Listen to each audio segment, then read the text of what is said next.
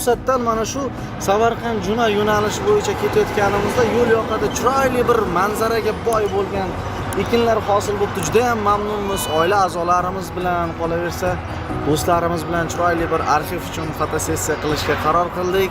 Mana shu tumanimizda shunday joylar bor ekan, juda ham bahridilimiz ochildi. Xursand bo'ldik. Yanada go'zallashib, yanada chiroy ochishda davomiy bo'lsin tumanimiz. Mana shu yo'l bo'yida go'zal va ko'ngilboqarlar paydo bo'libdi. Buni ko'rib bizlar bahridilimiz ochilib, oilaviy rasmga tushishga, fotosessiya qilishga qaror qildik.